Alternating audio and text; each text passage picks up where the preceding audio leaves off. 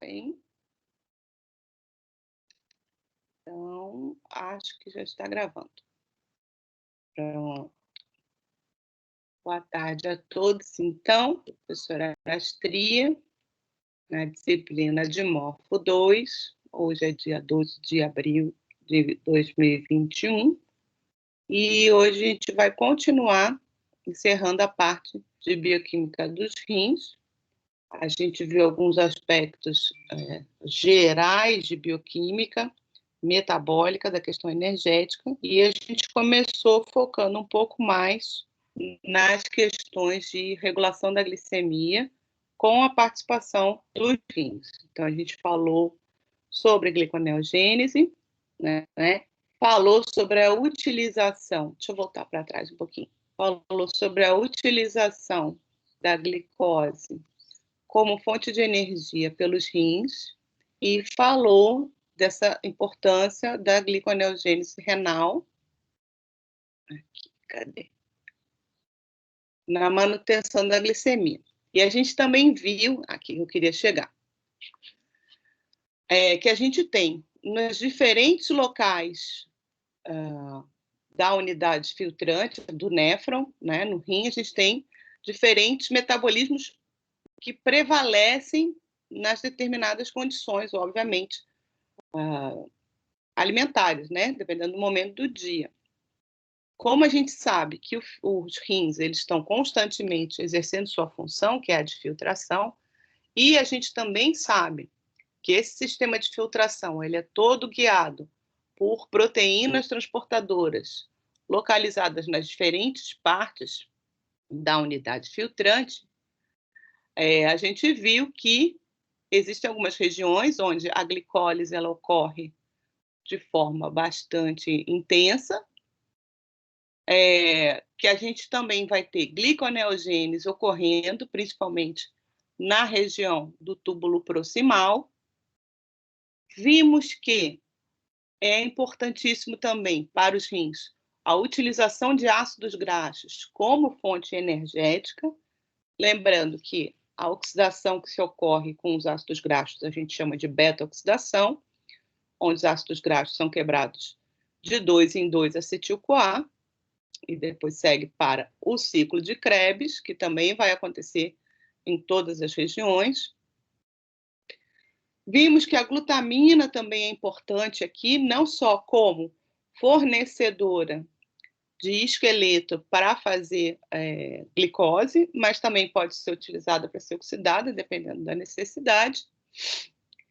Vimos que o lactato também pode ser utilizado, ele acaba sendo reconvertido a piruvato, e depois disso ele é oxidado via ciclo de Krebs também. E o que ficou faltando foi a gente falar sobre cetogênese no fígado e sobre a cetólise, que é o uso desses corpos cetônicos pelos rins, certo? Então, a gente viu que essa utilização ela ocorre em várias partes da unidade filtrante, quase todas, e a gente também já falou sobre isso com a questão da capacidade filtrante dos rins, que nos diz respeito à relação dos limites, né? Então, tudo aquilo que é considerado importante para o organismo, ele é retido ou reabsorvido. Então, essas substâncias que têm utilidade para o organismo, ou seja uma utilidade de produção de energia, seja uma utilidade construtora, como no caso de alguns aminoácidos, a tendência é que todos eles sejam reabsorvidos nesse processo de filtração ou que eles permaneçam simplesmente sem serem filtrados por aqui. E que, no entanto, toda vez que a gente tiver um excesso de substâncias, ainda que essas substâncias sejam substâncias caras para o organismo, ou seja, do ponto de vista energético ou do ponto de vista construtor, estando elas em excesso no sangue, elas vão exceder a capacidade de retenção dessas substâncias e, portanto, elas vão começar a ser eliminadas via urina. E a esse processo, quando a gente tem essa eliminação pela urina, a gente sempre vai dar o nome do substrato e a terminação, o sufixo úrea. Por isso que a gente fala de glicosúria, que é um quadro comum em quem tem diabetes mellitus, por exemplo, associado à hiperglicemia. E a gente também vai ver no diabético a cetonúria, que é a eliminação de corpos cetônicos pela urina. Tanto a glicosúria como a cetonúria, elas só devem ocorrer nessas situações, ou seja, quando houver um excesso dessa substância no sangue, ou da glicose, ou de corpos cetônicos.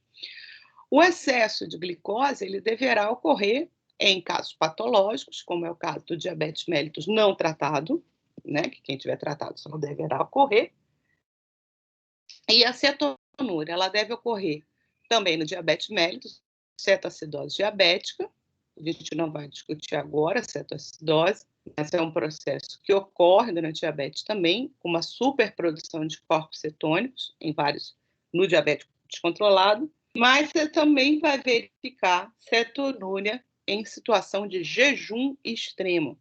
E o que significa jejum extremo? É um indivíduo que passe mais de 2 dias, por exemplo, sem se alimentar de nada, tá? É uma completa desnutrição. Quanto maior o tempo que o indivíduo passe sem se alimentar, maior será a sua produção de corpos cetônicos.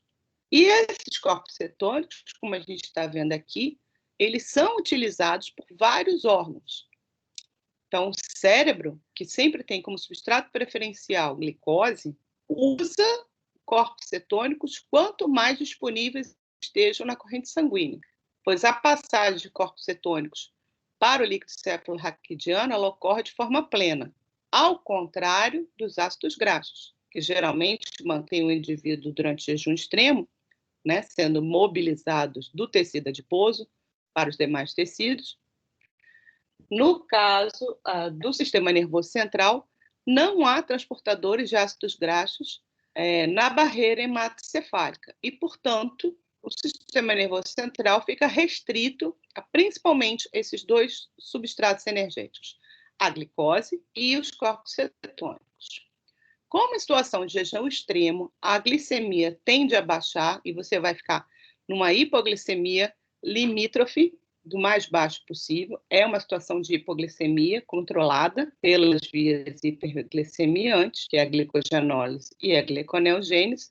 Você vai verificar que a cada momento você vai aumentar a produção desses corpos cetônicos, sendo isso, então, um indicador de tempo de jejum.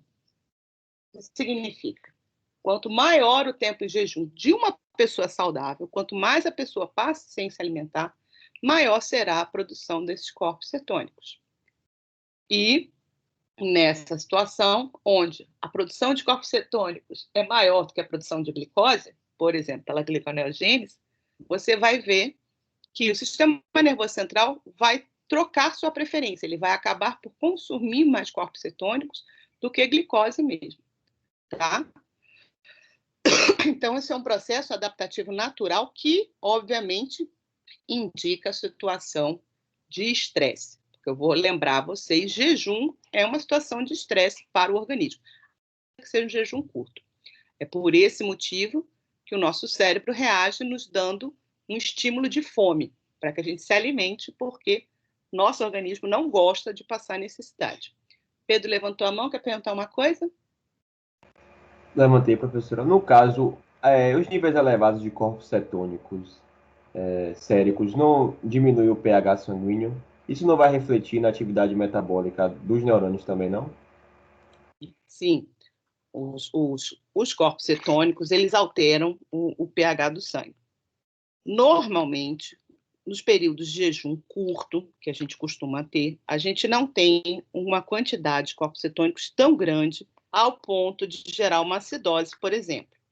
Tá? Isso estou falando num jejum comum entre refeições ou até mesmo num jejum noturno. Não é suficiente para alterar o pH, porque a quantidade de corpos cetônicos que é produzida e lançada no sangue, ela está dentro da capacidade tamponante do sangue, cujo principal sistema tampão, que sempre tem, e nessa forma vai atuar de forma bastante eficaz, é qual? Qual é o sistema tampão prevalente no sangue? Bicarbonato. Bicarbonato. Exatamente. Então, o sistema de ácido carbônico, bicarbonato, fazendo esse balanço de acordo com a necessidade, durante o jejum mesmo noturno, vai ser suficiente para tamponar. No entanto, quando eu estou falando de 2 dias sem se alimentar, 4 dias, 1 semana, 1 mês, a gente está com uma situação totalmente fora do padrão. E aí, você vai ter a capacidade tamponante excedida. E nessa situação, você vai entrar em acidose, sim. E isso é o que é chamado de cetoacidose. Ou seja, cetoacidose é uma acidose metabólica, ou seja, é um produto do metabolismo que é capaz de alterar o pH sanguíneo de forma a acidificá-lo, ou seja, ficar em valores inferiores a 7,35 no sangue arterial, tá? E não é possível ser corrigido pelos mecanismos regulares de controle do pH sanguíneo, que são justamente o sistema respiratório e o sistema urinário. Lembram como é que isso acontece? O sistema respiratório, você vai aumentar suas infusões respiratórias, né, diminuindo ali a PCO2, consequentemente o ácido carbônico e, consequentemente, a concentração de H+. Isso. No sistema urinário, a gente vai reabsorver mais bicarbonato, vai produzir mais bicarbonato e vai eliminar H+. Muito bem. Então, existem outros mecanismos, vocês devem ter visto, até porque o caso que vocês vão fechar agora é disso, não é? Isso. Pronto. Sim. Mas os 2 principais são justamente esses. O mecanismo respiratório, ele sempre é mais eficiente a curto prazo, com essa alteração do ritmo respiratório, principalmente da frequência respiratória, para poder controlar a saída de CO2. Então, o que é mais importante aí é justamente tentar controlar a pressão de CO2 no sangue. E, em nível renal, o que a gente vai ter? Uma modificação na saída e na entrada de bicarbonato e de íons H+. Então, se o sangue se tornar mais ácido, a tentativa é aumentar a retenção de bicarbonato, que é uma base, para poder fazer essa neutralização, e, ao mesmo tempo, para ajudar nisso, o que vai acontecer? Como a colega falou, você vai eliminar mais CO2 através da respiração, numa tentativa de compensar esses problemas, tá? Muito bem. E por que isso tudo acontece? Então, vamos voltar lá na cetogênese. Espera aí que passa devagarzinho. Aqui. A amônia, que é derivada dos aminoácidos, também vai contribuir para esse tamponamento do pH. Então, a gente pode ter, e tem, tá? Essa participação em nível renal, uma produção de amônia para poder tamponar o pH da urina. Mas o que a gente vai verificar? Se o sangue se tornar mais ácido, a gente vai começar a ver corpos cetônicos sendo eliminados na urina, e esses corpos cetônicos na urina também vão provocar a acidificação da urina, tá? Mesmo tendo esse outro mecanismo de tamponamento através da amônia, que, inclusive, como eu comentei a vocês, é o que dá o odor mais pronunciado da urina. Então, está aqui a glutamina, a alanina, lactato. Ai, meu Deus, vai passar um por um.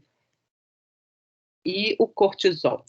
Aqui eu vou lembrar sempre a história do cortisol. O cortisol, então, ele vai ter um papel fundamental em estímulo de gliconeogênese geral, vai estimular não só o fígado, mas também os rins.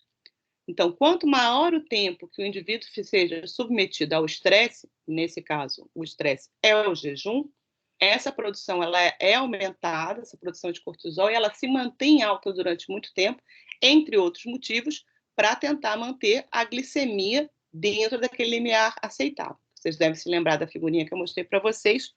Existe um limite aceitável para o corpo. Abaixo daquilo, você pode começar a ter uma disfunção neurológica, que vai se refletir através de desmaios ou, situação mais grave, uma convulsão, onde você já tem um desequilíbrio eletrolítico importante e o impulso nervoso ele não vai se dar de forma adequada, então você começa a ter disfunção de ritmo do cérebro, funcionamento do cérebro, e pode até levar o indivíduo ao coma, né? Professora, Diga. o aumento do cortisol vai ter alguma repercussão no sistema imune? Vai, claro. O cortisol é um hormônio é sinalizador, e o sinalizador funciona dessa forma, principalmente o hormonal. Quando ele é lançado na corrente sanguínea, ele circula seu corpo inteiro. E ele vai se ligar onde tiver receptor para ele. Aonde a gente tem receptor para cortisol? Na superfície das membranas? Sim, mas de qual membrana? E nem é de superfície. Porque cortisol é hormônio Ele é esteroide. intracelular. Ele é intracelular. Porque ele é Verdade. Mas para ele entrar na célula, ele também tem que sofrer um processo de transporte. Esse transporte é via um receptor. É um receptor mediador de endocitose. E aí eu lhes adianto, vocês não precisam saber isso, eu digo para vocês. Todas as células têm. Por quê? Isto é a forma que seu cérebro, em última instância, tem de avisar que você está em uma situação de estresse. Certo? O estresse ele pode ser desde o tigre de dente de sabre que apareceu do seu lado, você tem que sair correndo, desde que você tem que ficar quieto, parado naquele momento que você não tem nenhuma fonte alimentar e você não pode gastar nenhum tipo de energia além daquela mínima para manter você vivo. Como vocês devem saber, a maior quantidade de células que a gente tem no corpo, consumistas, vamos dizer, nossas células consumistas de energia, são as células musculares, né? Musculatura esquelética. Porque em quantidade é o que a gente tem mais no corpo, tá? A célula muscular gasta energia para chuchu, gasta muita energia, porque a energia gasta para contração, para transportar, para fazer as fibras andarem, tudo é dependente de ATP, para transporte de cálcio, para transporte de potássio, para transporte de tudo quanto é íon que vai estar envolvido, de sódio, tudo são ATPases, e essas ATPases são dependentes de ATP, óbvio. Então, ele é um órgão que gasta muito, assim como gasta o coração. Só que o coração, em termos de massa muscular, ele é muito inferior se você for comparar com a massa muscular esquelética, concorda? Então, essa letargia que você observa em pessoas que estão sem se alimentar durante muito tempo, a pessoa não consegue, ela, por mais que tente, ela não consegue se movimentar muito, ela fica prostrada, tem a ver com isso tudo, porque seu organismo inteiro está sendo avisado, e um dos avisadores, que é o que chama de sinalizador, é o cortisol, é que você está numa situação de estresse esse causado com um baixo aporte de nutrientes. Então, você está entrando pouca energia, então você vai ter que economizar o máximo possível. Então, todos os órgãos vão ter essa sinalização. O que eu estou falando aqui é que a resposta de cada órgão a esses hormônios é que vai ser variável. Aqui, no caso, o cortisol vai ajudar, porque ele não é só ele, mas o cortisol vai ajudar a estimular a gliconeogênese hepática, assim como vai ajudar a estimular a gliconeogênese renal, certo? Entendeu? Que eu não sei mais quem perguntou. Entendi, professora. Obrigada. Muito bem. Muito bem. E aí a gente entra na questão da cetogênese. O que é a cetogênese? Então, os corpos cetônicos são essas 3 substâncias que estão descritas aí. O acetoacetato, o beta-hidroxibutirato e a acetona. Então, quando eu me refiro à produção de corpos cetônicos, eu estou falando dessas 3 substâncias. Então, as 3 substâncias são produzidas e essas 3 substâncias são exportadas para a corrente sanguínea. Quem é que faz essa síntese? E por que é que faz? Está escrito aí, ó. Realizado nas mitocôndrias do tecido hepático a partir de moléculas de acetil-CoA. Em que situação isso vai acontecer? Em sistemas fisiologicamente estáveis, ou seja, o sujeito está sem se alimentar, mas ele é um indivíduo saudável. Durante o jejum, quando o indivíduo vai estar com hipoglicemia. Que hipoglicemia é essa? É uma hipoglicemia causada porque você não comeu, certo? Então, sem você colocar glicose para dentro, as únicas formas que você tem de ter glicose correndo no sangue é através das vias produtoras de glicose, que é a glicogenólise, a quebra do glicogênio, no fígado, porque a quebra de glicogênio nos outros tecidos é só para os outros tecidos mesmo, eles quebram e eles mesmos utilizam, mas glicose para exportação para outros tecidos é por via hepática, na quebra do glicogênio e pela gliconeogênese. Aí a gente acabou de ver que no rins também vai acontecer, não a quebra de glicogênio, mas sim a gliconeogênese a partir principalmente de aminoácidos. Então, voltando para o fígado. Como o fígado, e a gente vai ver isso de novo, mais na frente, no bloco 2, quando falar de fígado, eu quero que vocês relembrem isso. Como o fígado, no momento de jejum, ele vai estar trabalhando para exportar glicose, o fígado não vai utilizar a glicose como fonte de energia durante o jejum, principalmente no jejum prolongado, certo? E, ao mesmo tempo, ele também não vai poder utilizar os aminoácidos, aqueles chamados glicogênicos, que a gente viu aqui atrás. Deixa eu voltar aqui neles. Ai, meu saco isso, hein? Aqui. Esses aminoácidos, que são os glicogênicos, são todos esses aqui, que são esses marcadinhos de laranja aqui na figurinha, todos esses aminoácidos, quando chegarem ao fígado, eles vão ser transformados em intermediários do ciclo de Krebs, para depois serem transformados em piruvato e entrarem na via da gliconeogênese. Então, o esqueleto carbonado que vem desses aminoácidos não pode ser utilizado para a produção de ATP pelo fígado durante o jejum. O que o fígado pode usar? Ele pode usar os aminoácidos cetogênicos. De que forma? Aminoácidos cetogênicos, reparem, eles vão dar origem a acetoacetil, que é o acetoacetato, ligado a CoA, e no máximo até acetil-CoA. Mas o fato que no fígado, eles não vão conseguir, mesmo que eu forme acetil-CoA, eu não vou conseguir metabolizar eles, terminar de oxidar eles no ciclo de Krebs, porque o ciclo de Krebs, durante o jejum, ele vai estar servindo como fonte de esqueletos carbonados para fazer glicose. Então, ele não vai conseguir oxidar nesse momento acetil-CoA. Então, o que vai acontecer no fígado? Os aminoácidos cetogênicos vão ser convertidos em acetoacetil-CoA e depois em corpos cetônicos. E o que vai sobrar, além desses aminoácidos cetogênicos, para o fígado utilizar como fonte de energia? Os ácidos graxos, que uma vez que sejam oxidados na beta-oxidação, vão ser convertidos em quê? Acetil-CoA. E, novamente, como acetil-CoA no fígado durante o jejum não vão poder ser metabolizados pelo ciclo de Krebs, eles também vão ser convertidos em corpos cetônicos, tá? E por que isso? Porque dessa forma eu vou conseguir produzir energia a partir do NADH e do FADH2, que são produzidos neste processo, ou seja, a oxidação parcial dos aminoácidos cetogênicos e a oxidação parcial dos ácidos graxos. E isso é mais do que suficiente para manter a produção de ATP pelo fígado durante o jejum.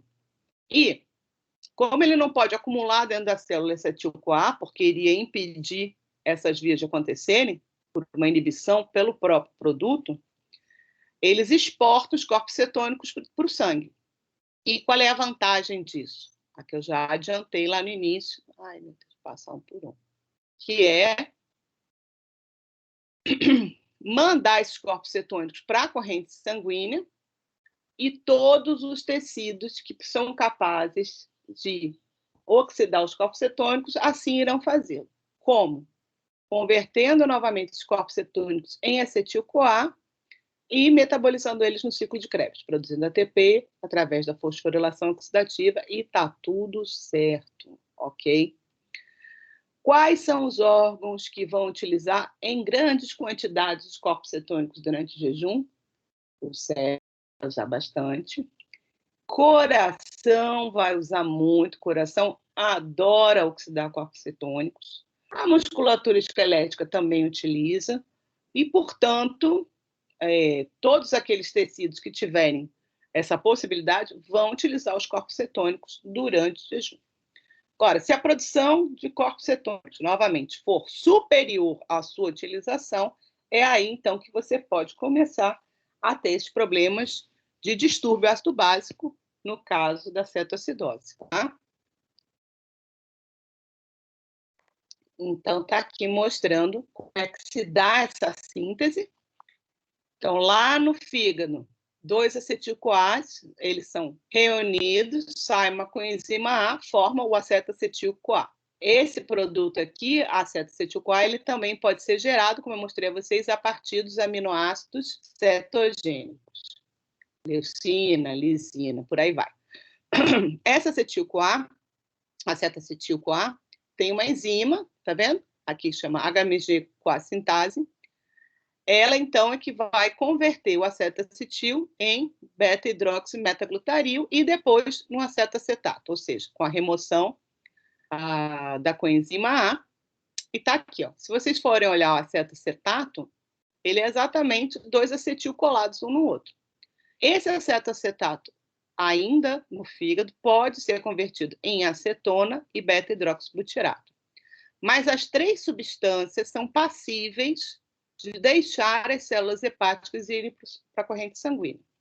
Destas 3 substâncias, a acetona, que está aqui no cantinho, que é a propanona, ela é extremamente volátil. E essa é a única que não vai poder ser reaproveitada como fonte de energia. A acetona produzida nessa situação aqui, ela vai ser expirada através do sistema pulmonar. Ela vai ser exalada na respiração. E é por isso que você vê, tanto no diabético quanto a pessoa que está num jejum extremo, que ela apresenta um hálito cetônico, aquele hálito forte, aquele cheiro de cetona que sai, inclusive na pele, porque você tem a transpiração via cutânea, então você vai sentir também. Ela é dada, então, quando você tem uma produção aumentada de corpos cetônicos, tá? Aí você fala, puxa, mas é desperdício de energia. Sim, é desperdício de energia, mas faz parte, porque nesse momento seu fígado não pode parar. Se num jejum extremo, mesmo com a participação dos rins, o seu fígado falhar, você não vai ser capaz, mesmo com o rim, de manter a glicemia autossuficiente para que você não venha a óbito, ou no mínimo entre em coma. Tá? Aí aqui do lado direito, vocês veem quando eu aponto com o mouse, não? Ou não? Professora, não. Ó, que dó, eu tô aqui igual uma boba, apontando coisa a coisa. Eu não sei como é que faz para apontar, mas enfim. Então, eu vou falar. Aqui à direita já é o processo que vai ocorrer quando esses corpos cetônicos chegarem no tecido, nos tecidos que vão utilizar eles como fonte de energia. Então, tá lá. O beta-hidroxibutirato, o acetacetato, acetacetil-CoA e 2-acetil-CoA. Então, o processo inverso, que é feito para a síntese, é o que vai ocorrer para a utilização. Então, o corpo cetônico, chegue ele na forma de beta-hidroxibutirato ou de acetacetato, ambos serão convertidos até acetil-CoA e, novamente, esse acetil-CoA vai ser metabolizado no ciclo de Krebs, vai gerar NADH, FADH2, GTP e vai gerar uma porção de ATP por conta disso. E isso vai manter esses outros tecidos, ou seja, quem utiliza corpos cetônicos? Os tecidos extrahepáticos, ou seja, qualquer um menos o fígado. Há uma outra exceção, que é as hemácias. As hemácias também não são capazes de usar corpos cetônicos. O resto todo mundo utiliza, tá? Então, tá aqui.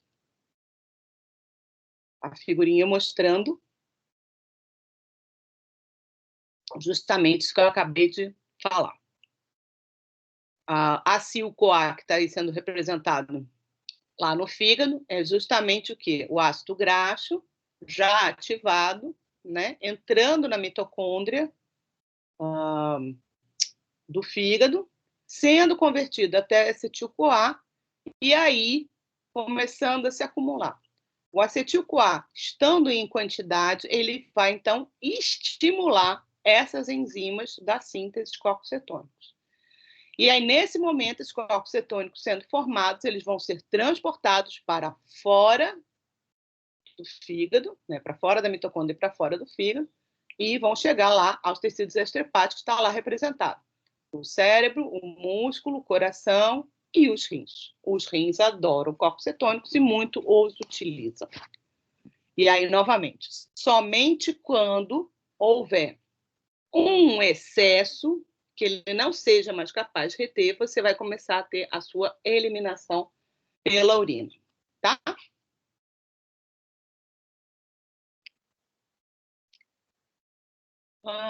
Aqui, então, de novo, associando...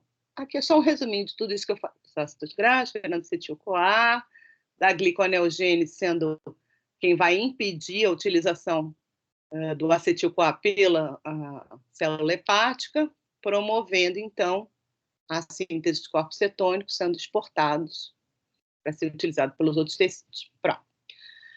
Aqui nesse gráfico à direita, vocês estão vendo dias de jejum com concentração plasmática de quê? Beta-hidroxibutirato, glicose, ácidos graxos livres, acetacetato e acetona, tá? Então, estão aí os 3 ácidos graxos, ou os 3 corpos cetônicos, os ácidos graxos livres, que estão sendo mobilizados do tecido adiposo, e a concentração de glicose. Tudo isso aqui no sangue. Então, repare que a concentração de glicose, vamos olhar aí a curva azul, ela começa em 5 milimolar, nesse gráfico aí, ela decai bastante de 5 para 4, que é muita coisa, tá? Em torno de 2 dias.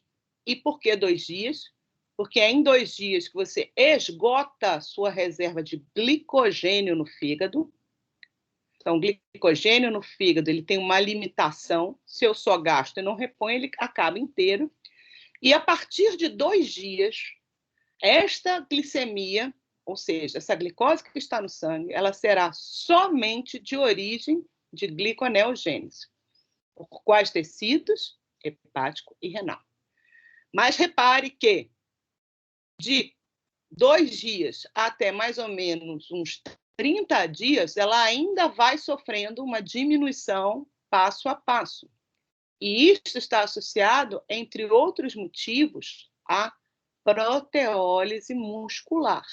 Que aí a gente tem que lembrar que, se o indivíduo está em jejum completo, ele não está se alimentando de nada. Então, a partir de que ele pode realizar a produção de glicose? A partir das substâncias que ele tem no próprio organismo do indivíduo que está sem comer. E quais são as fontes principais para isso? Então, ele pode usar o glicerol, que veio do triglicerídeo? Pode, mas a quantidade é pequena.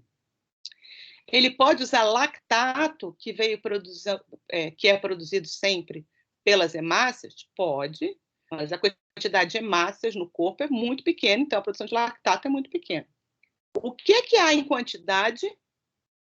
Músculo, tecido muscular esquelético cheio de fibras musculares esqueléticas, cheias de proteínas de contração do tipo fibrosas, que, em primeira instância, tem função estrutural, mas que, em momentos de necessidade, essas fibras, essas proteínas fibrosas, elas podem e são quebradas, e esse é o processo de proteólise, elas sofrem hidrólise, e esses aminoácidos liberados são, então, encaminhados para o fígado e para o rim, para a produção de glicose na gliconeogênese, tá? Então, você pode olhar de novo ali na curva azul, que a partir de 2 dias a gente já tem somente gliconeogênese mantendo a glicemia hepática e renal. A partir de 30 dias, mais ou menos, a gente continua tendo só gliconeogênese, com a diferença é que a proteólise muscular ela deverá ser desacelerada. Por quê? Porque você tem um mínimo de carga muscular que você pode ter, que seu organismo suporta vivo. A partir de um determinado patamar, tá? Um percentual, o sujeito pode vir a óbito. Então, o organismo ele sofre uma nova readaptação que permite ele ficar mais tempo vivo, mas para isso ele vai para o limiar mínimo do mínimo possível para garantir a sobrevivência, porque a tendência da natureza é nos manter vivos até que a gente possa comer de novo. Se o indivíduo não vier se alimentar de forma alguma, ele vai vir a óbito, né? A gente sabe disso, as pessoas, infelizmente, ainda morrem de fome, por várias circunstâncias. O que é importante a gente notar também é que a produção de corpos cetônicos, mesmo lá no dia 0, você já tem uma produção que é pequena comparado ao que ela pode chegar em torno de 30 dias. Então, até 30 dias de jejum, a gente tem um aumento progressivo, principalmente de beta-hidroxibutirato, com um aumento um pouco menor de acetato e de acetona, tá? Mas a gente sempre vai estar produzindo corpos cetônicos e, como eu disse a vocês, quanto maior o tempo de jejum, maior a quantidade de corpos cetônicos no sangue. Então, as questões associadas, por exemplo, ao equilíbrio do pH sanguíneo, elas também vão estar associadas a isso. Quanto maior o tempo de jejum, mais corpos cetônicos e menor o pH, certo? Então, a cetoacidose, ela deve começar a ser observada em torno de uma semana, assim como a cetonúria. Então, a gente vai ver a cetonúria também com uma tentativa de diminuir a quantidade de corpos cetônicos no sangue, porque eles estão em excesso, e também vai ajudar, vai ser uma forma de equilibrar, tentar equilibrar o pH sanguíneo, sem muito sucesso, tá? Ao mesmo tempo, aí tem uma curvinha em laranja dos ácidos graxos livres. O que é isso? São aqueles que estão lá no tecido adiposo e que, desde o início do jejum, eles são mobilizados. Então, a pessoa está em jejum, ela já está mobilizando ácidos graxos lá do tecido adiposo, onde eles estão armazenados na forma de triglicerídeos. Esses ácidos graxos vêm transportados pela albumina para os tecidos que estão precisando. E você vê que essa quantidade de ácidos graxos livres, ela é constante. E que ela se mantém constante, como a gente está vendo aqui, até 40 dias em jejum. Vale ressaltar que isso aqui seria um jejum do indivíduo saudável que tivesse uma quantidade considerada normal, fisiológica, de tecido adiposo no organismo. Obviamente, se ele já fosse um indivíduo com pouco tecido adiposo, talvez essa curva já tivesse menor. E que, passados esses 40 dias, a gente vai começar a ver progressivamente essa quantidade de ácidos graxos livres diminuir dia a dia. Alguém pode me dizer o porquê disso?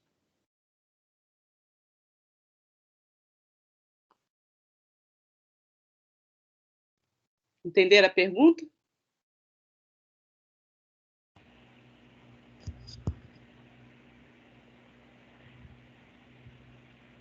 Diga, Matheus. Não tenho certeza não. Eu ia pedir para você repetir, professora, a pergunta que eu não ouvi direito. Eu estou dizendo que a quantidade de ácidos graxos... Nesse gráfico, a gente está olhando esse gráfico aqui, dessa figura do Lehninger 23.31. Eu estou dizendo que a quantidade de ácidos graxos livres no sangue, ela aumenta assim, mais pronunciadamente nos 3 primeiros dias, e depois ela se mantém mais ou menos estável. Ela aumenta, mas aumenta pouco, e se mantém estável até uns 40 dias. E aí eu estou dizendo que após os 40 dias, ela vai começar progressivamente a diminuir, até chegar a quase zero. Eu perguntei por que disso. Provavelmente suas reservas estão acabando, né? As reservas de ácido graxo como tecido adiposo não estão se esgotando. Exatamente. Então, assim como ocorre com glicogênio em 2 dias, também vai ocorrer com essa reserva. A reserva, gente, é poupança. Uma poupança que eu só tiro dinheiro e nunca boto de volta, ela zera rapidamente, a depender de quanto eu tire por dia.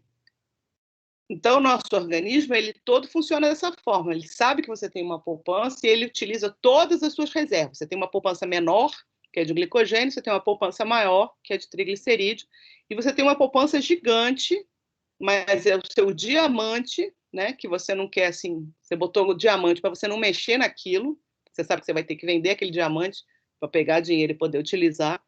Então, o diamante seria uma reserva assim, de última instância, mas que, no entanto, é isso que eu estou falando, desde o início você já começa a recorrer às 3 reservas, ao glicogênio, aos triglicerídeos, no tecido adiposo, e as proteínas musculares. Mas, com o passar do tempo, assim que acaba a reserva de glicogênio, a gente já vê aumentar a quantidade de ácidos graxos livres. Por quê? Porque eu ainda tinha essa glicose de glicogênio para dar uma segurada. A partir dali eu já não tenho. E aí, mesma coisa, apesar de você ter uma boa grana guardada, né? Quanto mais tecido adiposo a pessoa tiver mais tempo, ela pode se manter por isso. ótimo, você continua mantendo isso estável. Mas se você só tira e você não coloca no lugar, vai chegar um momento que ela vai se esgotar também. E não está sendo mostrado aqui, mas se a gente fosse ver o conteúdo de proteína muscular, a gente também ia ver ele reduzindo com o passar do tempo, até chegar o momento que o indivíduo vai vir a óbito. Quer perguntar, Leandro? Eu quero. A proteólise acontece a partir de quando? Desde o início. Você entrou em jejum, você pode ter proteólise. Pode ser muito Até pequena. num jejum pequeno? De algumas horas? Sim. Pode. Entendi. Então, ela Até de iria dificultar o ganho de massa muscular, podemos dizer assim. Mesmo num déficit calórico ou num super calórico. Se você usar o jejum ou não? Sim, claro, claro. A história, eu comentei isso com vocês, acho que no outro dia. Acho que foi aqui nessa turma. Quando você faz um jejum para emagrecer, as pessoas falam em emagrecer como se fosse perder gordura isoladamente. Isso não é verdade. Quando você vai perder gordura, você também vai perder músculo. Porque para não perder músculo, você não podia passar por esse processo. E não tem como, porque, como eu disse a vocês, tudo isso ocorre via sinalização hormonal.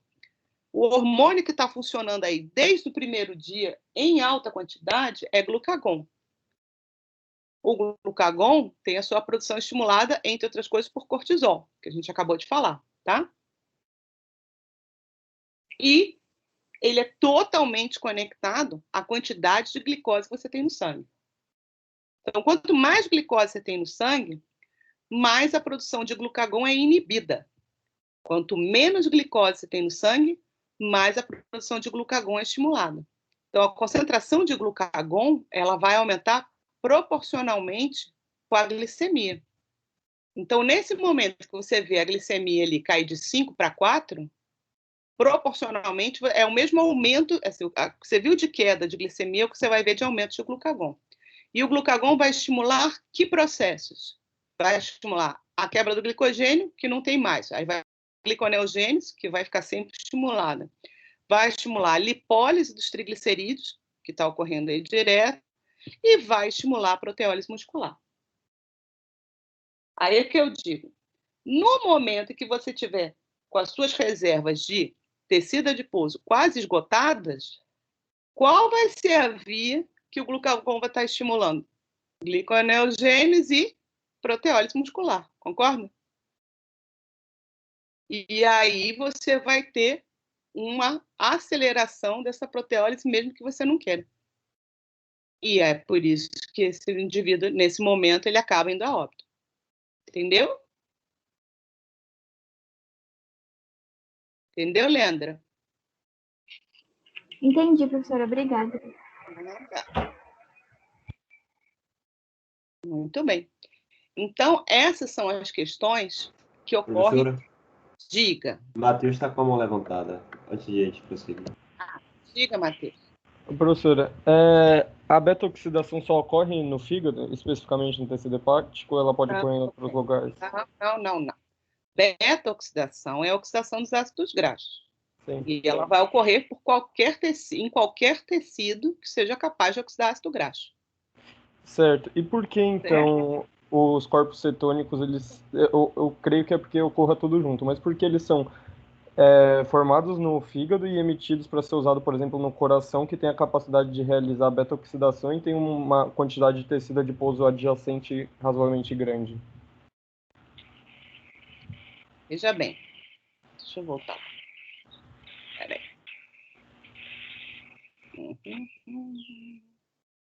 Aqui, ó.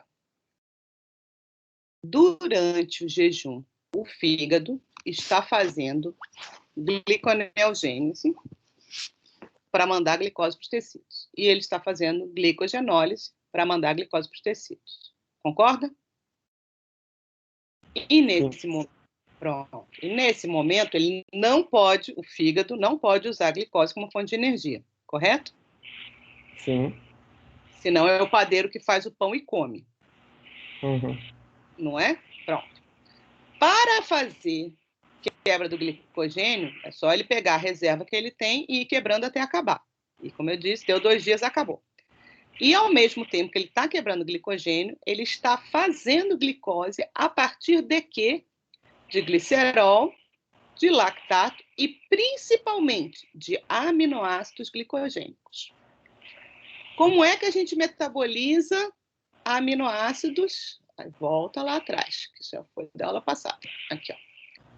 A gente metaboliza aminoácidos ou para oxidar esse aminoácido, como? Eu pego o aminoácido, tiro o grupamento amina dele, então aqui cada um está sendo mostrado aqui, e transformo esse aminoácido em algum intermediário do ciclo de Krebs, como está mostrado aqui, ó, alfa-cetoglutarato, succinil-CoA, fumarato, oxalacetato, ou eu converto esses aminoácidos em acetil-CoA. Aqueles aminoácidos que eu converto em acetil-CoA é que a gente chama de cetogênicos. Aqueles aminoácidos que eu converto em intermediário do ciclo de Krebs, eu chamo de glicogênicos. Por quê? Porque se eu precisar oxidar esse aminoácido, daí eu continuo a oxidação. Transformei no intermediário do ciclo de Krebs e vou oxidando eles a partir daí.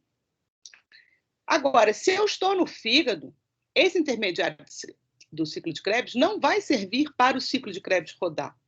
Ele vai servir para ser produtor de piruvato.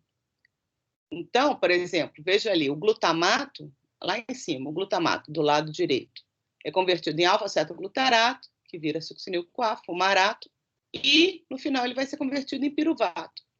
Esse piruvato, aqui, ó, deixa eu achar aqui. Esse piruvato, aqui, tá, vai o quê? Fazer a via da gliconeogênese. Ele vai ser reconvertido em glicose. Para quê? Para ser exportado do fígado para os outros tecidos. Que esta é a função do fígado nesse momento, assim como o rim, naqueles locais especiais, que são especializados em gliconeogênese, vai fazer o mesmo. Então, eles vão produzir glicose para outros tecidos. Então, nessa situação, o fígado só tem, basicamente, uma fonte de energia para ele, porque tudo isso que o fígado está fazendo está gastando energia. Ele gasta energia para fazer glicose. Ele gasta energia para remover grupamento amino e depois transformar esse amino em ureia. Certo? Então, o fígado está trabalhando e muito durante o jejum. Então, ele precisa de ATP. Mas ele não pode produzir ATP a partir de glicose nem de aminoácidos. Então, ele só pode produzir ATP a partir de ácido graxo. Como é que eu oxido o ácido graxo? A partir da beta-oxidação.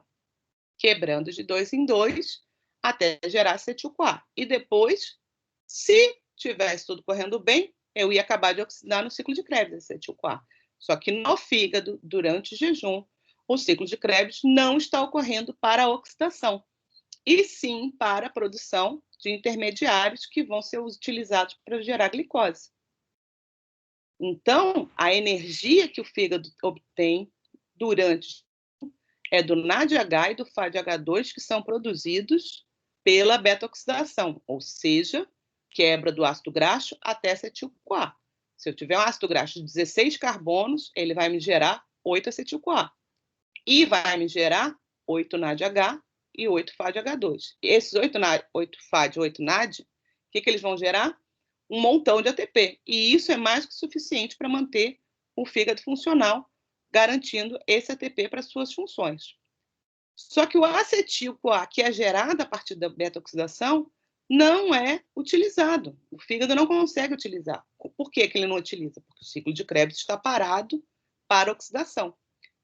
Então, ele começa a se acumular na mitocôndria e isso é que vai estimular que as enzimas responsáveis pela produção dos ácidos, dos corpos cetônicos, que são essas aqui, a tiolase, a HMG-CoA, sintase, todas essas, elas são estimuladas pela presença desse acetil-CoA.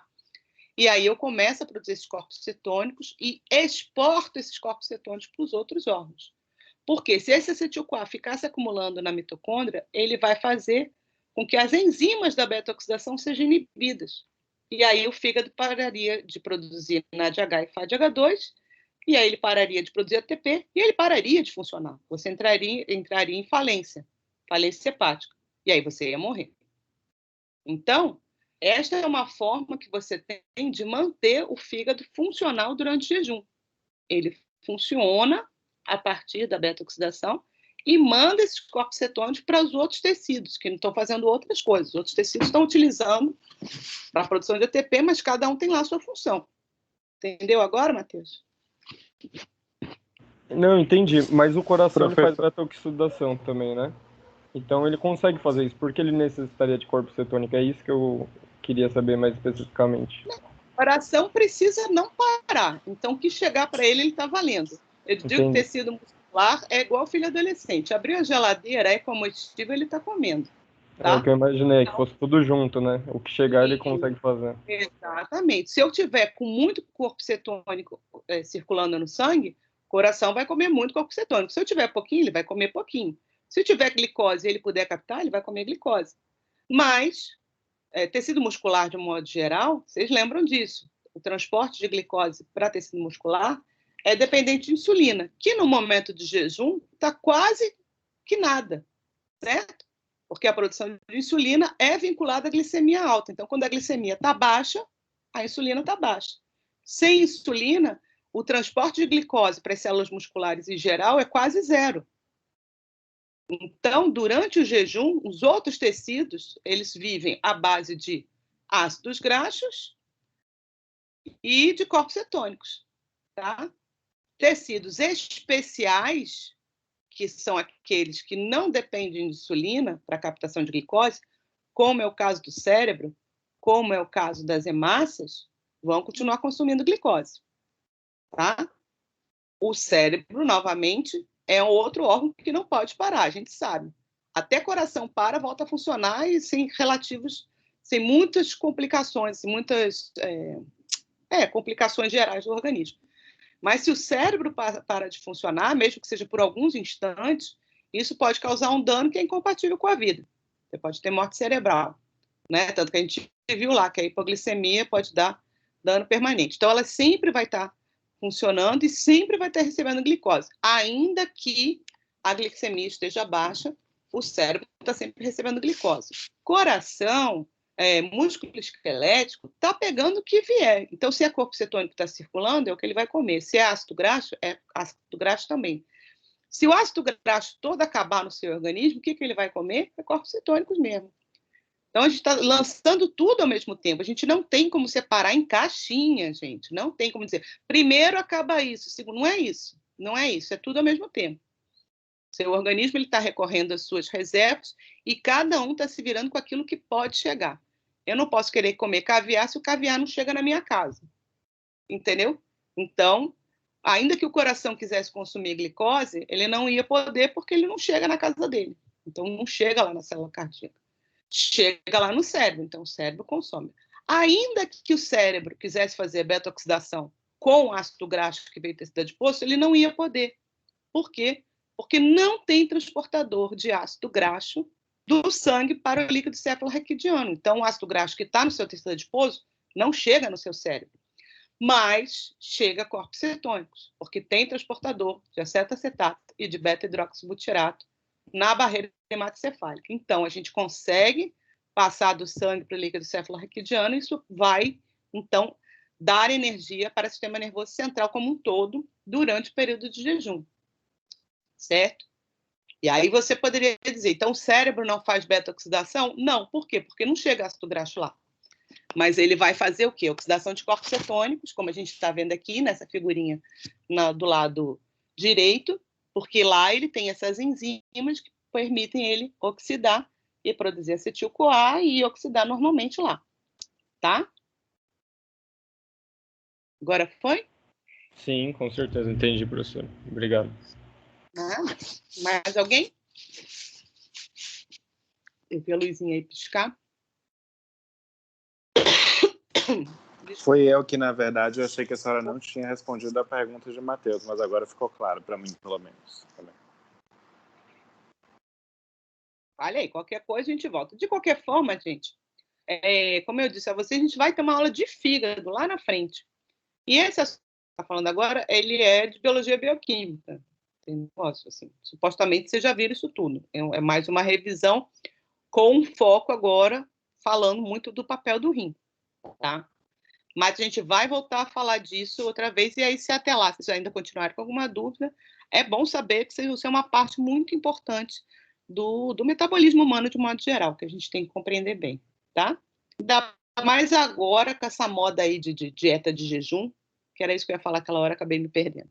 Essas dietas de jejum intermitente, e não sei o que, os benefícios da cetogênica, você vê como as pessoas são muito doidas mesmo e não entendem nada de bioquímica. Mesmo quando eu falo as pessoas, inclusive pessoas que deveriam entender do assunto, né? Outros ficar falando de acidificação do sangue, não sei o quê. Fazer jejum é acidificar o sangue de alguma forma. E é uma situação de estresse extremo. E é uma situação de perda de massa muscular também. Então, era isso que eu ia falar naquele momento. Quando você faz jejum, o seu organismo ele utiliza todas as reservas, inclusive as reservas de proteína muscular. Então, sim, você vai perder peso, porque você vai perder água. Um dos motivos de você perder água é porque você vai perder massa muscular, você vai perder também tecido adiposo, tudo junto, tá? Então, algumas pessoas usam dessa estratégia para fazer um emagrecimento rápido. Mas, como vocês podem imaginar, a gente está falando aqui de pouquíssimos hormônios, isso aqui não é disciplina ainda de endócrino, isso é lá na frente, mas existem vários outros sinalizadores que vão estar trabalhando durante esses períodos de jejum, com várias adaptações, tentando manter você livre, mas para o organismo em si, isso é um estresse extremo.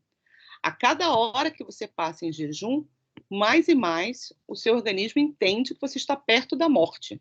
Então, ele faz várias adaptações em todas as células do seu organismo, inclusive em seu sistema nervoso, para lidar com aquela situação. E, em termos de apetite, de comportamento alimentar, isso há de ser uma coisa muito perigosa. Por quê? Ele vê que você não está comendo, então ele vai trabalhar em cima de hormônios orexígenos, que você na marra, porque você está fazendo um negócio que você está com muita vontade de fazer, você vai segurar, mas você vai ter hormônios estimulando seu apetite. Então, que você passe uma semana, um mês ou 2 meses, tem gente que faz jejum intermitente não sei quantos meses e depois para, sei lá, 6 meses. A tendência é que depois desse estresse horroroso que você fez seu corpo passar, seu corpo entenda que isso pode acontecer a qualquer momento novamente, e ele trabalha justamente para o inverso, para aumentar o seu apetite, muito mais do que era antes de você fazer esse estresse, para modificar as formas de armazenamento de energia no seu organismo, fazendo com que você absorva mais intensamente tudo quanto é nutriente, então ele muda a sua microbiota intestinal, porque o estresse faz isso também, faz com que você passe a absorver mais alguns componentes da dieta, nutrientes que às vezes você não ia absorver, eles iam ser eliminados nas fezes, e você passa a ter uma absorção, uma digestão e uma absorção mais familiarizada, né, mais adaptada. Então, por exemplo, se você comeu um prato cujo valor calculado é de 500 quilocalorias, né, energética daquele prato, normalmente, antes do jejum, você, de fato, iria absorver 300 quilocalorias daquilo ali, porque parte você não ia digerir e ia ficar na forma de fibra, enfim, a absorção era mais lenta e isso ia acabar saindo nas fezes, etc. Depois de um período desse de jejum grave, você pode passar a absorver as 500 calorias. Então, você vai comer a mesma coisa que você comia antes, no entanto, o processo de absorção do nutriente é muito mais eficaz. E ter alterações importantes em nível hormonal e em nível celular, fazendo com que, se antes você absorvesse 350 e parte você utilizava adequadamente já para produzir ATP e guardava muito pouco, ele passa a fazer justamente o contrário. Ele imediatamente passa a armazenar o máximo que ele pode e te deixar com fome novamente para você comer mais.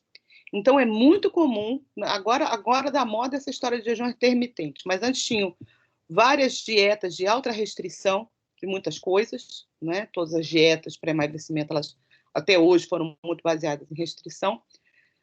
E aí você vê que é uma coisa que é comum em todas elas, é o que eles apelidaram de efeito sanfona. É um indivíduo que faz dieta, perde peso muito rápido, de uma forma muito violenta e agressiva, essa é a palavra para o organismo, e a partir daquele momento, cada vez o indivíduo tem mais dificuldade para perder peso e cada vez que ele volta a ganhar peso, ele ganha mais do que ele tinha antes de fazer essa dieta. Então, você sai de indivíduos que começam esses tratamentos, que eu nem gosto de falar dessa palavra, porque, enfim, começa esses tratamentos para emagrecer, com sobrepeso, e num prazo assim, de 10 a 15 anos, o indivíduo torna-se um obeso. Às vezes, obeso grau 2, grau 3, até de gravidade bem maior. E aí ele parte para a coisa mais radical ainda, que é uma cirurgia bariátrica, redução de tamanho. E aí você vai cada vez mais complicando sem atingir a causa original daquele problema de comportamento alimentar. Se é comportamento alimentar, ele tem uma série de questões que passam muito além da endocrinologia e muito além da nutrição e da atividade física. O componente principal é justamente um componente emocional que deve ser trabalhado de outra forma, com auxílio de terapia, às vezes até de uma medicação, às vezes é uma ansiedade que não foi detectada, enfim. Tanto que a obesidade foi enquadrada há muitos anos, não foi agora não, no DSM, que é o Catálogo de Doenças e Transtornos Mentais, como um dos distúrbios alimentares, pois sabe-se que tudo que você faz de alteração em seu comportamento alimentar acaba provocando novos padrões de produção de neurotransmissores em nível do sistema nervoso central que vão impactar seu resto da vida. Tá? Então, assim, eu acho criminoso gente que faz blog, YouTube e médico, não sei o quê, e fica dando 1000 receitinhas de faz isso, faz aquilo pela internet, porque, assim, é gente que desconhece toda essa complicação aí e sabe que o sujeito, naquele momento, com 20 e poucos anos, ele vai atingir o objetivo dele, que é perder 15 quilos em um mês. Mas se daqui a 20 anos o cara está com problema de tudo quanto é tipo, que vai desde problema imune, problemas cardíacos, problema de pele, depressão, bipolaridade, etc., etc., aí já não é problema dele, porque agora ele já vendeu livros, já ganhou dinheiro no YouTube, etc. Enfim, eu sou super radical, assim, do que eu conheço, do que eu leio. Quanto mais eu leio e vejo.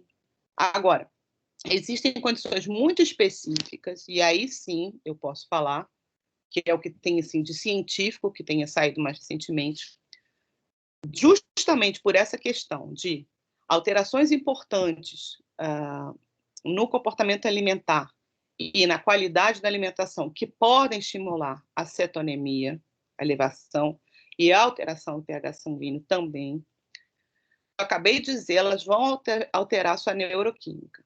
E, aí sim, em casos graves de alguns tipos de doenças, que são transtornos epiléticos, alguns tipos de convulsão, alguns problemas, inclusive, de autismo, alguns problemas psiquiátricos e neurológicos podem e são tratados com uma dieta específica que estimula a cetogênese, que não é essa cetogênese dessas dietas de jejum maluca, tá? É um negócio extremamente trabalhado, junto com o neurologista, junto com o nutricionista, e que sim, tem efeitos maravilhosos, porque são pessoas que têm problemas psiquiátricos e neurológicos, porque ela já vem com um distúrbio neurológico. Então, você faz, na verdade, uma readequação da alimentação para que ela possa ter uma vida melhor. É muito diferente você pegar um indivíduo saudável e submeter ele a um estresse que vai alterar a neuroquímica e vai gerar um problema. Entendeu?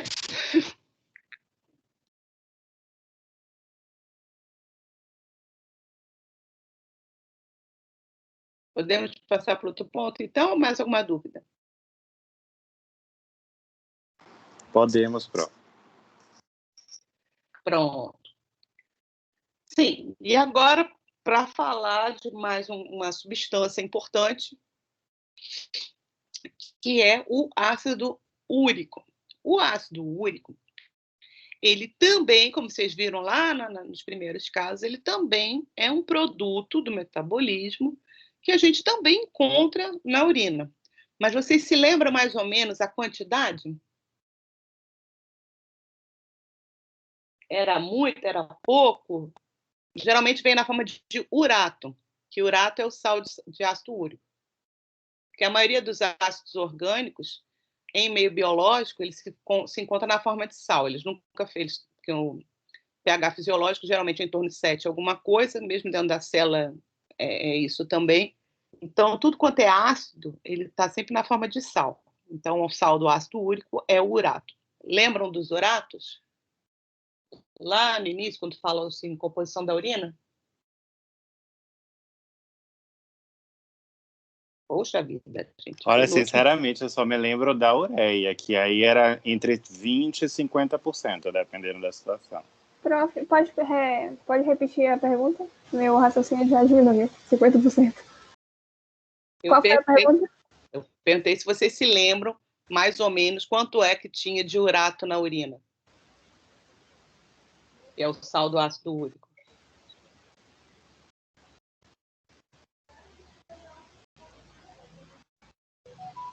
Vocês não lembram? Tá, depois eu vou mandar a tabelinha para vocês. É bom ver. Mas, de qualquer forma, a proporção de ácido úrico é muito pequenininha, tá? Sei lá, 100 vezes menos, talvez, do que a quantidade de ureia.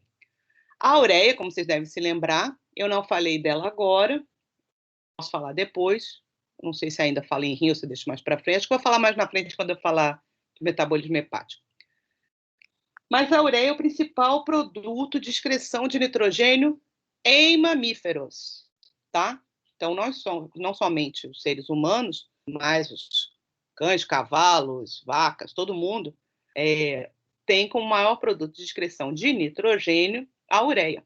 E por quê? A ureia é extremamente solúvel em água. Ela é altamente higroscópica, uma solubilidade, o KPS é altíssimo, a gente consegue solubilizar até 8 molar.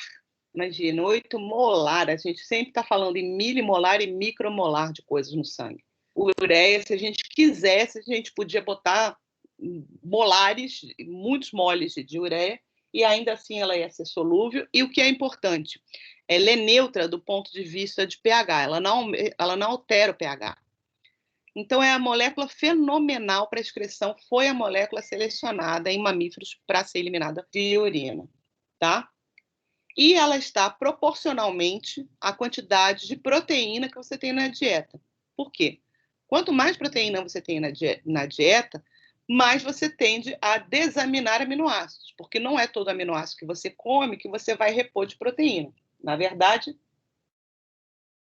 a não ser em caso de atletas que tem uma perda pronunciada de proteínas, ou em caso de pessoas muito desnutridas, como eu acabei de falar, que vão ter perda de proteína por autoconsumo, vamos dizer assim, das suas próprias proteínas, a tendência é que você mantenha, sim, você vai fazer proteínas novas, mas a síntese proteica no indivíduo adulto saudável, que não esteja tendo nenhuma necessidade especial, é muito pequena. E, bom, então, boa parte dos aminoácidos que vêm da dieta vai ser utilizado como fonte de energia ou ainda, como eu falei para vocês, para a produção de glicose nos períodos de jejum, tá?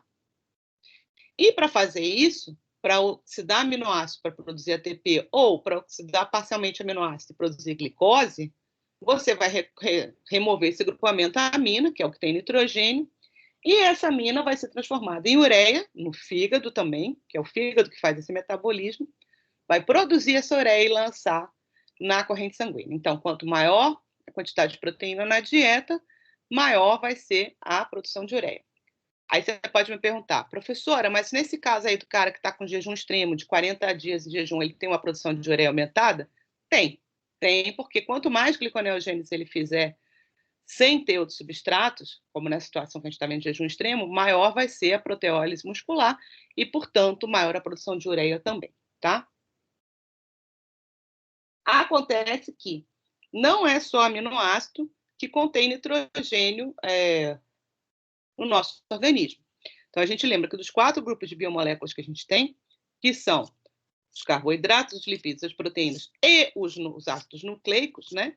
As proteínas e os ácidos nucleicos também são aqueles que contêm, além de carbono, hidrogênio e oxigênio, contém nitrogênio. Então, esses são os compostos nitrogenados principais do nosso organismo. O que ocorre?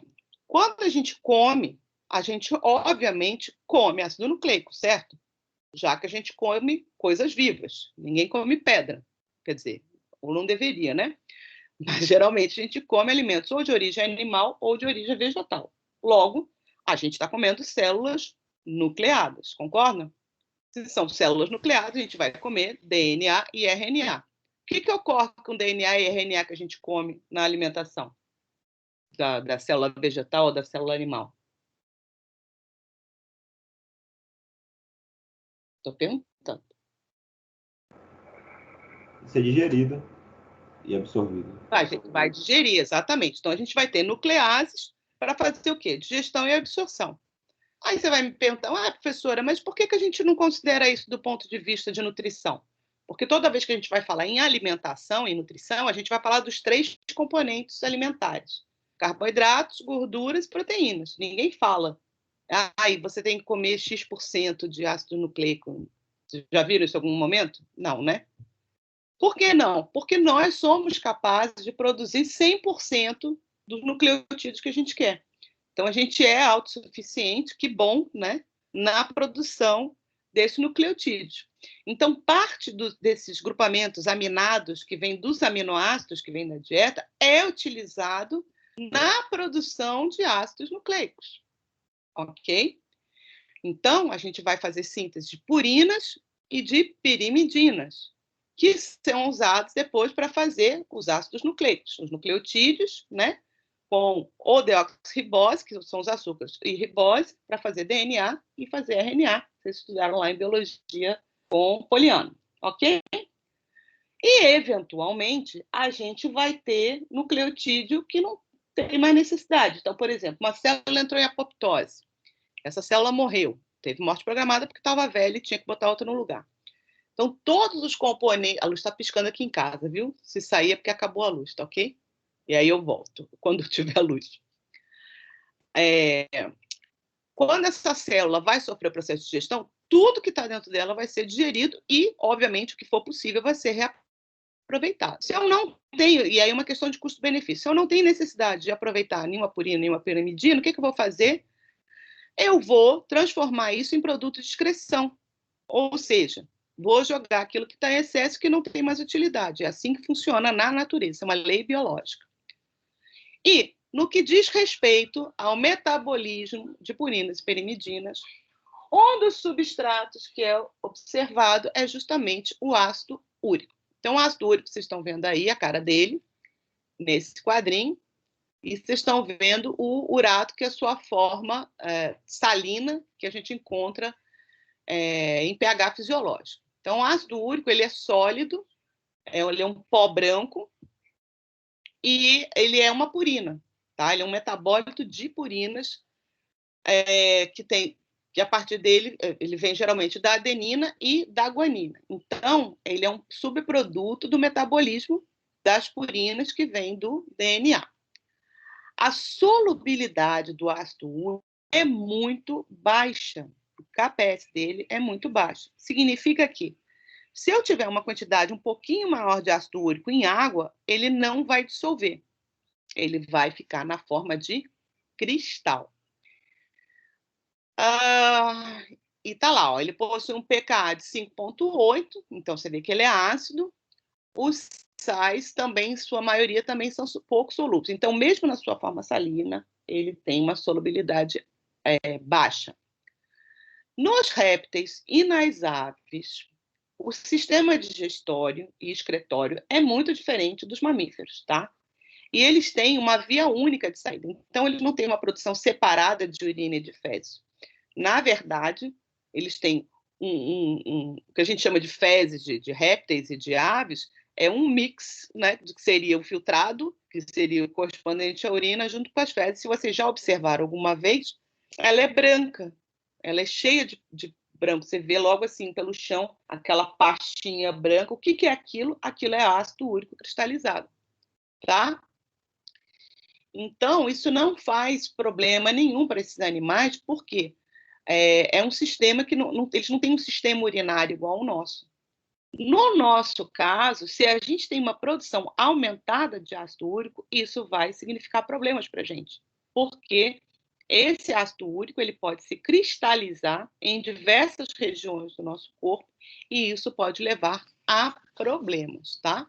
Então, a gente vai encontrar quantidades pequenas, porque geralmente o metabolismo dessas substâncias é baixo, e isso normalmente não incide em problemas para a gente, tá?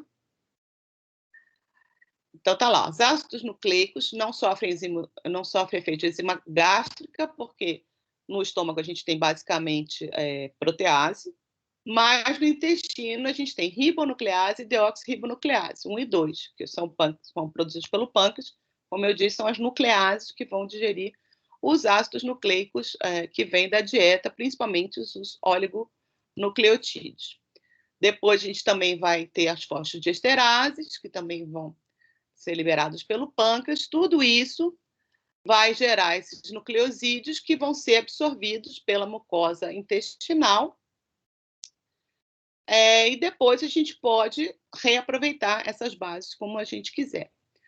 Aí tá lá, a mucosa do intestino delgado é rica em nucleosídeo fosforilase, e assim mesmo os nucleosídeos absorvidos posteriormente serão hidrolisados à base nesse tecido. Então, o que vai chegar à corrente sanguínea deve ser essas bases nitrogenadas, que a gente pode utilizar, e o açúcar vai ser absorvido separado.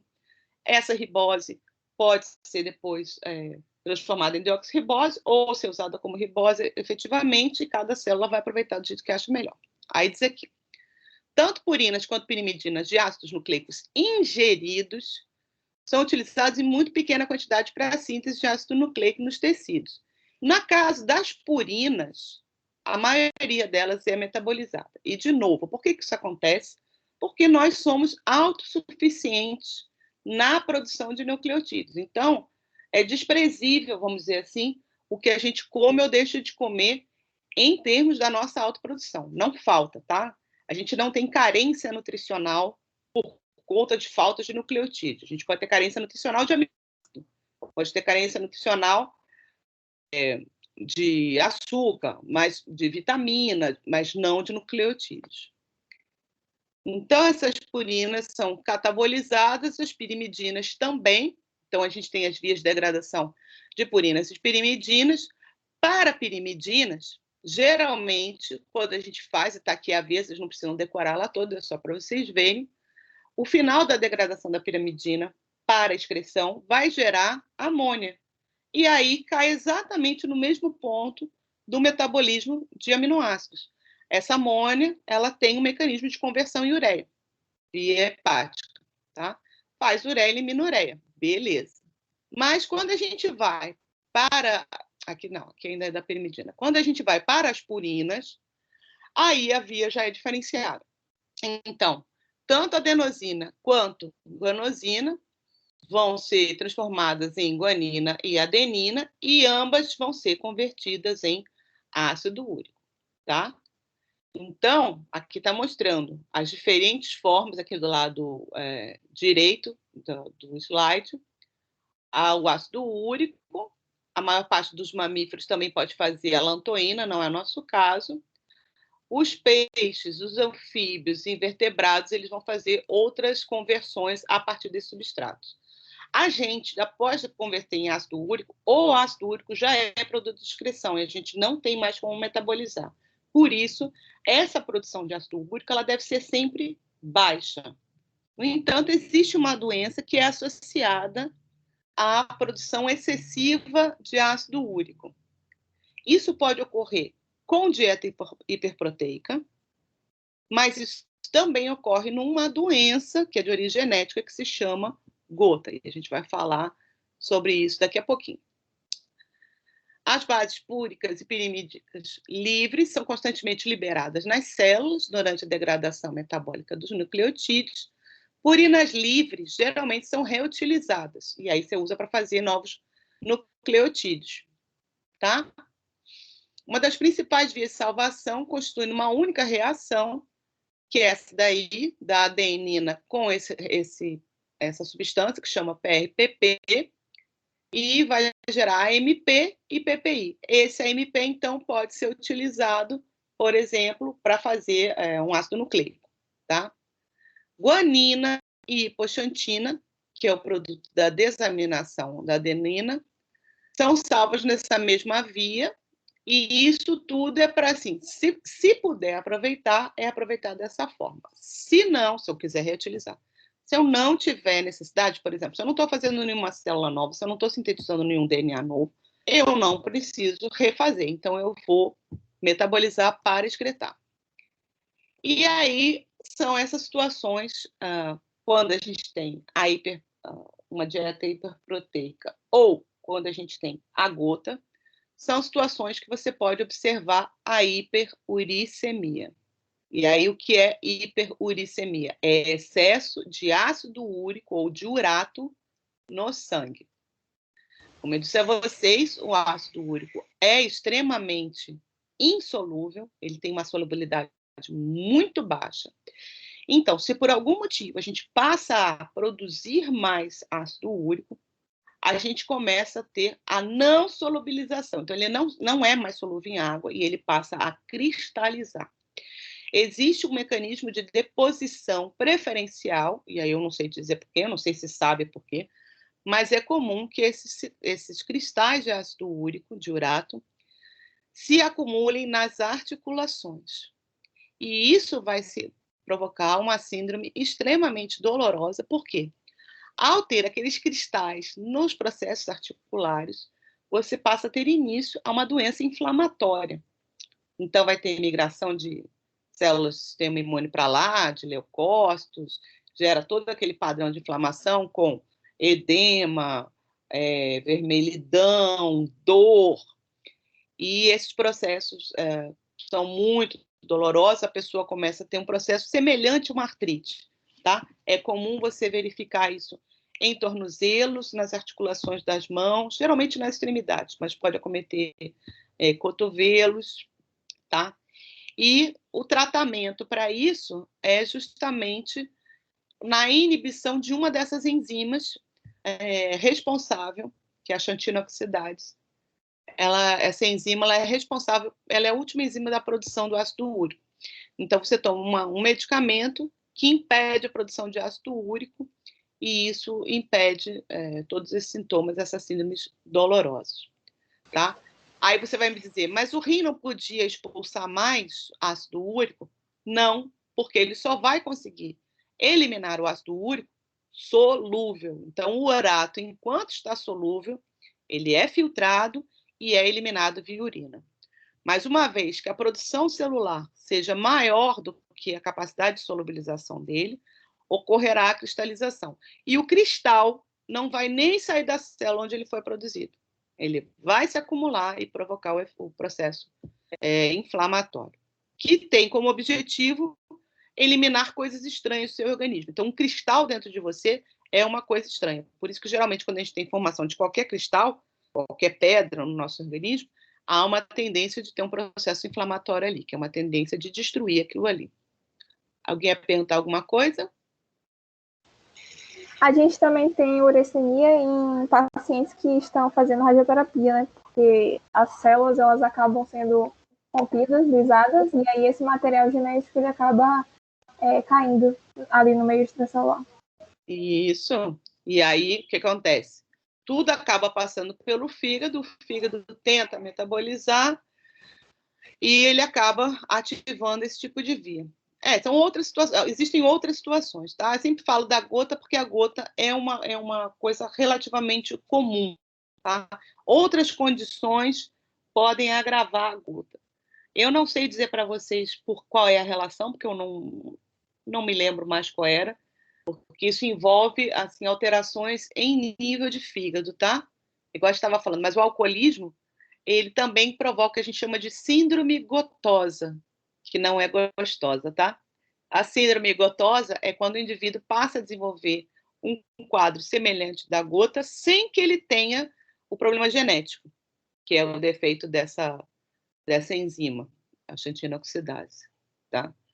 Então, talvez o uso de algum medicamento, coisas que afetam o fígado, podem atrapalhar esse metabolismo de nitrogênio e provocar uma superprodução. Então, é isso. A hiperuricemia, ela pode ser pelo aumento da produção ou por uma diminuição da excreção, tá? Aqui está dizendo aqui, isso aqui eu peguei desse artigo, não botei no artigo aqui, depois eu vejo qual é, mas eu tenho esse artigo aqui. O balanço entre a produção e a excreção é que vai dar essa medida de quanto o urato está acima ou abaixo da solubilidade. Excedeu a capacidade de solubilidade dele, você vai ter a cristalização e a síndrome lotose, tá? Drogas que afetem, sejam nefrotóxicas, elas também podem atrapalhar isso? Podem e atrapalham, tá? Então, se você tiver alguma modificação da função urinária que afete essa eliminação de ácido úrico, então, ainda que você esteja produzindo adequadamente numa quantidade baixa, se você não excretar, ele vai ficar alto no sangue e vai provocar, vai acabar aumentando a concentração dele no sangue, você continua produzindo e excreta menos, novamente você vai ter a cristalização e o processo patológico que vem advindo disso. Tá? Entenderam isso? Acho que esse era o último de hoje. Não, ainda aqui tem o tratamento. Sim, aqui é só mostrando isso. Aqui, então, é a via, né, de produção de ácido úrico. E falando aqui do halopurinol. O halopurinol, então, é uma droga que tem uma característica química muito igual da xantina, que é o substrato da xantina oxidase, que está escrito aí XOR, tá vendo? XOR, essa enzima. E aí ele se liga no sítio da xantina, impedindo a transformação da xantina em ácido úrico.